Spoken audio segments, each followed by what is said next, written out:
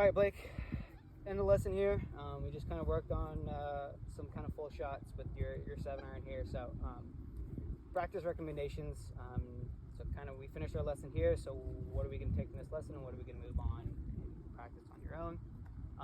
So when you go to the range, when you're practicing by yourself, what's kind of your mentality when you go there? Definitely at the range is kind of depends on if it's like before the round or if it's just like just a practice. Let's talk about both. So let's go. Give me a little bit about if you're not playing and you're just going there to hit balls. Yeah, so it's just kind of talking about kind of the things that you help me out with. Alignment's a big one. I feel like I'm generally pretty misaligned on some of my shots, which causes some of my misses. So kind of try to get set up with alignment. And then it's just working on like some little things that we talk about, like maybe aiming a couple yards to the right of a target, or picturing where we want a ball to start.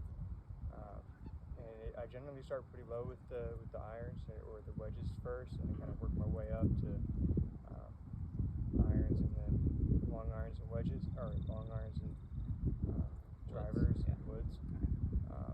But generally try to take it easy and just kind of work on the form that is most comfortable and that I see the best results with. Perfect.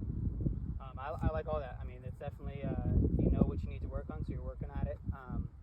And then do you have any alignment sticks, or do you just use like clubs and lay those down? Yeah, no, at this time I don't have alignment sticks. Okay. So it's just kind of these clubs. So maybe we should look into get some of those, because those are a really useful tool that I'm going to show you here how to use them in many different forms, whether it's alignment, path. I mean, anything you can think of, you can use an alignment stick for.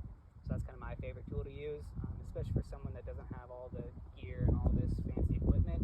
Alignment sticks aren't too expensive, and you can use them for a lot of things. So, but as far as practice recommendations, I like kind of how you're getting to the range and using kind of what we're working on here in the lesson.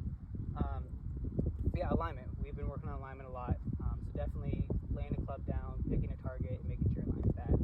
One big thing that a lot of people don't do when they go to the range is pick different targets on the range. They just post downfield and they just hit and hit and hit, thinking they're aligned.